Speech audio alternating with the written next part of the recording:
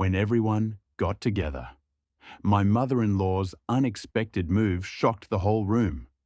When they heard my reaction, they froze.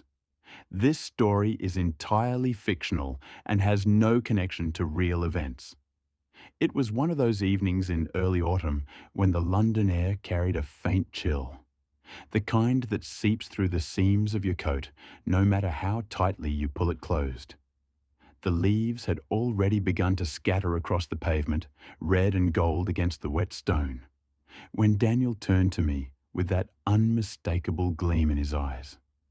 "Sophie," he said, stepping into the kitchen where I was arranging fresh flowers into a vase, "I've been thinking we should host a proper family gathering this weekend.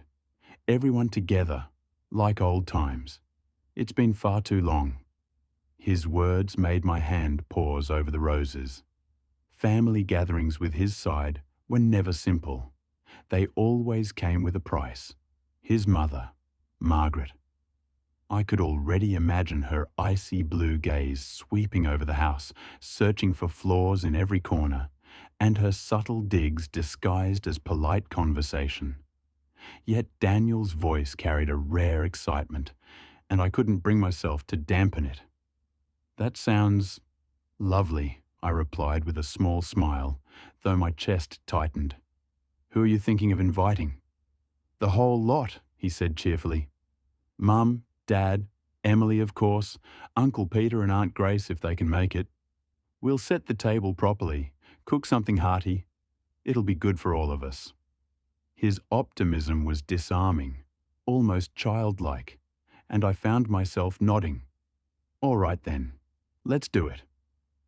For the next several days, my life revolved around preparations. The house became a project, every room polished to perfection. I scrubbed the mahogany dining table until it reflected the soft glow of the chandelier above. I ironed the linen tablecloth until not a crease remained. The silver cutlery gleamed under the kitchen light, each fork and spoon lined like soldiers awaiting inspection. I thought of everything. The roast lamb marinated with rosemary and garlic, the fresh bread rolls warm from the oven, the pear tart cooling on the windowsill. I wanted it all to be flawless, not just for Daniel's sake, but for mine. If Margaret was going to dissect every detail of my life, then at least I would give her nothing to criticize in my home. When Saturday arrived, the air carried that familiar London dampness, the kind that clung to coats and made the house feel like a haven. I lit candles, their flames flickering against the walls, casting long shadows across the room. The scent of herbs and roasted meat filled the house, mingling with the faint perfume of lilies I had placed on the mantelpiece. The first knock at the door came just as I was setting down the last glass. Emily, bright and full of warmth, burst in with her auburn curls bouncing. She hugged me tightly, her enthusiasm genuine. "Sophie, the house looks incredible. And that smell. Oh, I can't wait to eat." Her kindness was a balm.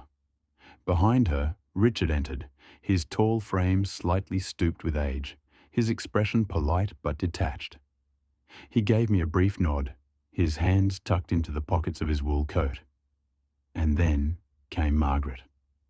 She stepped inside like a queen entering her court, her posture straight, her coat immaculate, her eyes scanning the hallway as if searching for imperfections. Her lips curved into the faintest smile that never reached her eyes. "Good evening," she said coolly, brushing past me without so much as a touch. I forced a warm smile. "Welcome, Margaret. Please, come in. Make yourself comfortable." We all settled around the table as the evening unfolded. At first, the atmosphere was lighter than I expected. Emily's laughter rang across the table, drawing chuckles even from Richard. Daniel leaned back, relaxed, his hand brushing mine beneath the table. For a moment, I allowed myself to hope. But hope with Margaret was always fleeting. As the main course ended and the plates were cleared, Margaret reached for her glass of sparkling juice. She tapped it lightly with a spoon, the delicate chime commanding silence. All eyes turned toward her. "I have something to say," she began, her voice steady, yet edged with steel. The room seemed to tighten around us. For too long, we've all been ignoring the truth. My son deserves a wife who reflects his stature, his position in life, not someone ordinary, not a girl from the countryside pretending to belong here. The words sliced through me, sharp and deliberate. My chest tightened, but I kept my face still, my eyes fixed on hers. Emily gasped softly, her fork slipping against her plate. Richard shifted in his seat, uncomfortable but silent. Daniel's face drained of colour, his lips parting, though no words came. Margaret wasn't finished. She turned her gaze on Daniel, her eyes gleaming with conviction. "You've settled, Daniel. You've chosen comfort over ambition. But you need someone refined, someone who will elevate you, not hold you back." The silence that followed was suffocating. My heart pounded, but I willed myself not to flinch. And then the sound of the front door opening echoed down the hallway. Everyone's heads turned. The front door creaked open, the faint draft carrying with it the cool scent of rain-soaked leaves. Every head turned toward the sound, forks suspended mid-air, voices caught in throats. A silhouette lingered in the doorway, hesitant yet deliberate. A young woman stepped into the warm glow of the dining room. She was slender, her brown hair pulled neatly into a bun, her clothes modest yet slightly damp from the evening air. But it wasn't her presence alone that stole the breath from the room. It was the tiny bundle she carried in her arms. A baby. The child slept soundly, swaddled in a soft cream blanket, its small chest rising and falling with each gentle breath. Emily gasped, her napkin slipping from her lap. Richard straightened in his chair, confusion flickering across his stern features. Daniel stiffened beside me, the colour draining entirely from his face. Margaret's lips curved into a smile, sharp and triumphant, as if this was the moment she had been waiting for all evening. "Perfect timing," she said, her voice dripping with satisfaction. She gestured elegantly toward the woman. "This is Claire, and the child she carries is Daniel's." The words hit the room like a thunderclap. Emily's eyes flew wide, her hand covering her mouth. Richard's brow furrowed, his voice a low rumble. "What on earth are you saying, Margaret?" Daniel shot to his feet, his chair scraping loudly against the wooden floor. "What?" His voice cracked, raw with disbelief. "Mother, what are you—" Margaret silenced him with a single raised hand, her expression unwavering. "Don't deny it, Daniel. The truth always comes out. This is your child. This woman has come to claim what is rightfully acknowledged." Claire shifted uncomfortably under the weight of every gaze. She rocked the baby in her arms, her face pale, her lips trembling. I didn't want to come like this," she whispered, her voice barely audible over the pounding of my heart. But Margaret insisted. She said it was time everyone knew. The room swayed. My palms pressed into the table, anchoring me to the moment. Around me, the world blurred.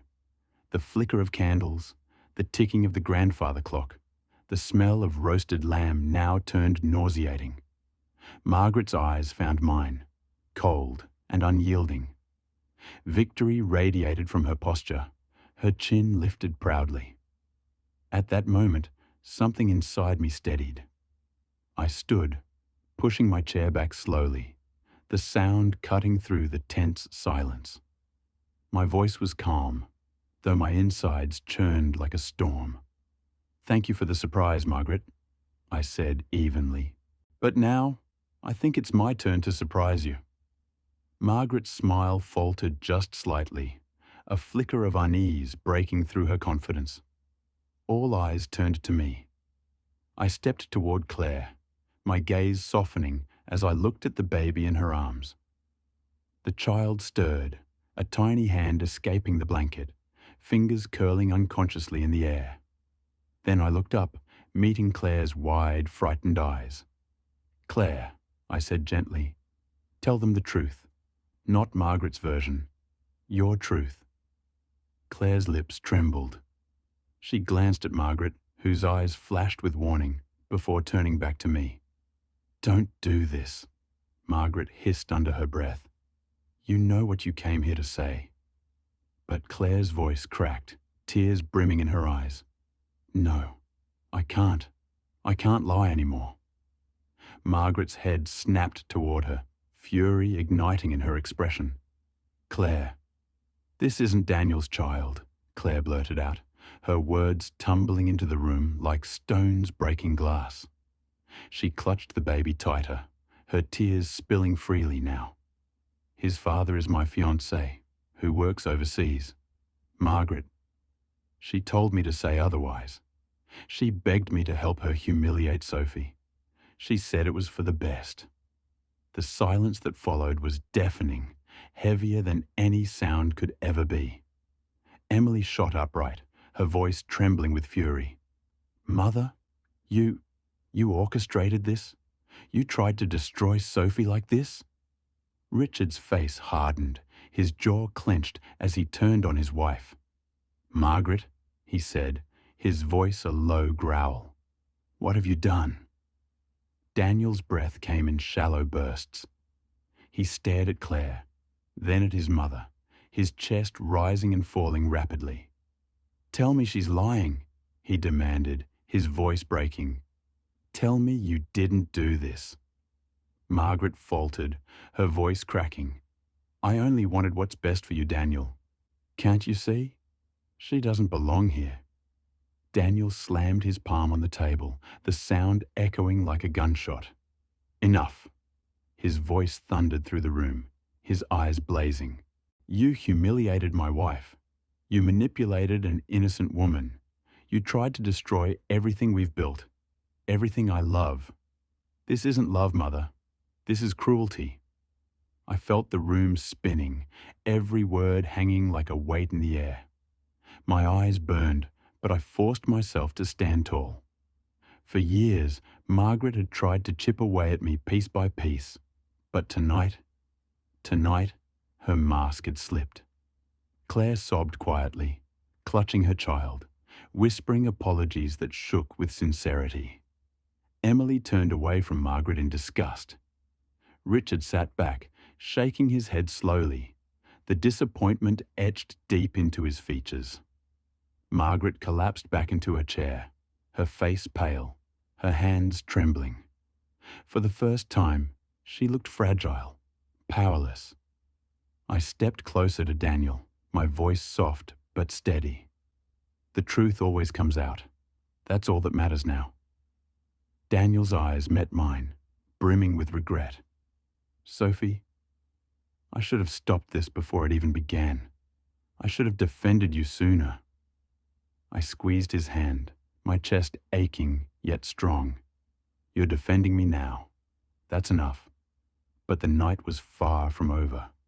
The air in the room was thick, suffocating, and I could feel the aftermath building like a second storm on the horizon. The silence that settled over the room after Claire's confession was unbearable. It pressed down on us like heavy fog, wrapping itself around every corner of the dining room. The candles flickered as though even they were shaken by the truth. Claire's sobs filled the air, soft but sharp, each one like a tremor in the earth beneath our feet. She rocked her baby gently, her tears dripping onto the blanket. "I'm sorry," she whispered again, her voice trembling. "I never wanted to do this. Margaret came to me weeks ago. She said I had to help her, that it was for Daniel's future, that Sophie was keeping him from living the life he deserved. She promised me support, money even, if I agreed to play along. But I can't stand here and lie anymore. I can't keep looking at Sophie and feel this guilt tearing me apart. The words struck me harder than any insult Margaret had ever thrown. For years, she had dismissed me, criticized me, whispered poison into Daniel's ear when she thought I couldn't hear. But this, to use an innocent woman and her child as pawns, it was beyond anything I had imagined. I felt my legs trembling, and for a moment I thought I might fall. But then I remembered every slight, every cutting remark. The time she'd come to our home and run her finger along the mantelpiece, declaring it dusty. The day she told Daniel in front of me that marrying for love is romantic, but marrying wisely is lasting.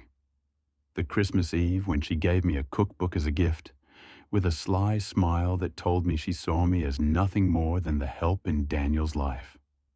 Every memory burned through me now, and strangely, instead of weakening me, they steadied me.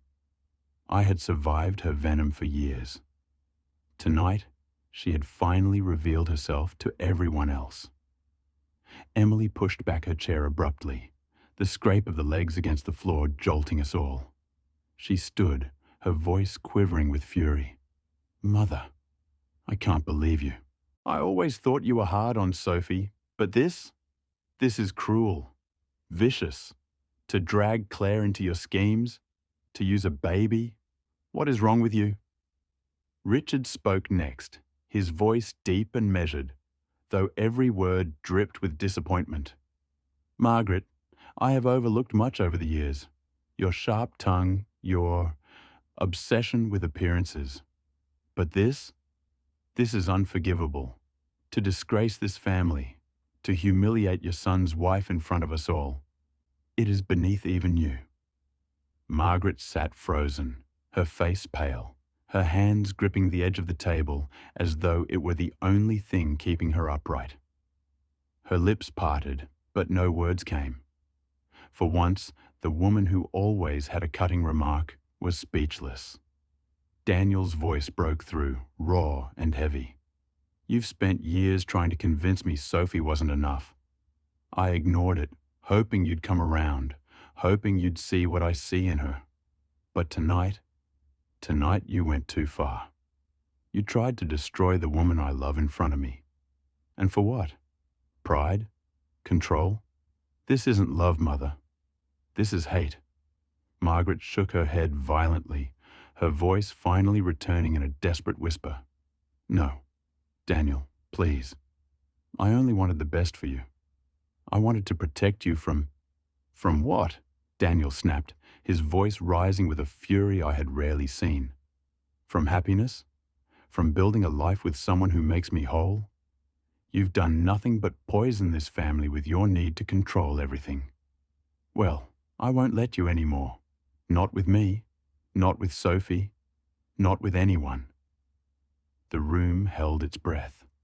Margaret's eyes glistened, her composure unraveling before our eyes. Claire shifted nervously, her voice soft as she addressed me. I'm so sorry, Sophie. She told me lies about you. She said you treated Daniel poorly, that you kept him from his family. She said you were cold and selfish. I didn't know. I didn't know the truth until tonight, seeing you, hearing you. I feel ashamed." I took a slow breath, my voice calm, though my heart still raced. "You don't need to apologize to me, Claire. You were manipulated. You have your own battles to fight. The blame doesn't lie with you. It lies with her." I nodded toward Margaret, who now sat small and trembling in her chair. Claire's tears fell harder, but she gave me a grateful nod. She rocked her baby, whispering soft comforts to him, before retreating to a corner of the room, as if trying to disappear. The weight of the moment pressed on us all. The air felt thick, every second stretching unbearably. The family had always revolved around Margaret's authority, her sharp voice dictating the tone of every gathering. But now, that authority was broken, lying shattered on the table before us. Emily sat back down, Her arms crossed tightly. She refused to look at her mother. Richard leaned forward, his hands clasped, staring at the flickering candle as though searching for answers in its flame. Daniel sank slowly back into his chair, his hands trembling as he covered his face. I remained standing, my gaze never leaving Margaret. For years, she had made me feel small. Tonight, for the first time, she was the one diminished. Yet the night was not over. I could feel it. There was more to be said, more to unravel. Margaret would not surrender her power quietly, even if it was slipping through her fingers. Margaret's breathing was shallow, her knuckles white as they clutched the edge of the table. Her eyes darted between Daniel, Richard, Emily, Claire, and me, as if searching for even one ally left in the room. But every gaze was cold or turned away. For the first time, she stood alone. Her voice cracked as she tried to recover what little control she thought she still had. You don't understand. All of you. I was only trying to protect this family.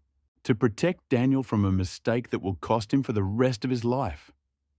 Daniel slammed his hand against the table again. But this time, it wasn't rage. It was anguish. The mistake, Mother, is yours. You've turned love into a weapon. You've turned family into a battlefield. And you don't even see the damage you've done. Margaret's lips trembled. I did it because I love you. No, I said, my voice cutting through the air like glass shattering. Every eye turned to me. My heart pounded, but my words flowed steady, each one carried by years of swallowed pain. You did it because you love control, because you can't stand the idea of not being the one who decides Daniel's life, or Emily's, or anyone's. This isn't love. This is fear. And you've dressed it up as pride. The room stilled. My voice carried not just anger, but truth. For years, you've tried to make me feel small. Every look, every comment, every cruel little reminder that I wasn't good enough in your eyes. And I endured it, not because I was weak, but because I loved your son enough to hope that one day you'd see me the way he does. But tonight, you didn't just attack me. You used a woman and her child. You lied. You planned this humiliation like a performance, all to break me.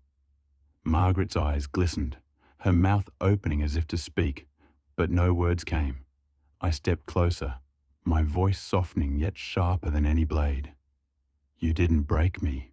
You only revealed yourself. And now everyone sees who you really are. Emily shifted forward, her eyes wet but blazing with anger. Sophie's right. I see it. I've always seen glimpses. But tonight there's no denying it.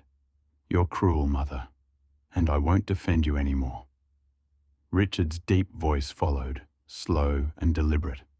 Margaret, I have stood by you through decades of marriage, through storms and struggles. But what you did tonight, I can't stand by this. You've disgraced this family. You've lost my respect. The words landed harder than any shouting could. Margaret flinched as though struck. Daniel rose to his feet again, his shoulders squared, his eyes firm. He took my hand and held it tightly, lifting it for everyone to see. This woman is my wife. She is my strength, my partner, my equal, and I won't let anyone, especially you, tear her down again. If you can't respect Sophie, you don't respect me. And if you can't love her, then you don't truly love me. The silence that followed was deafening, broken only by Claire's baby stirring softly in her arms. Claire wiped her tears, her face flushed with both shame and relief. I never should have agreed to this, she whispered again. But thank you. Thank you, Sophie, for speaking the truth.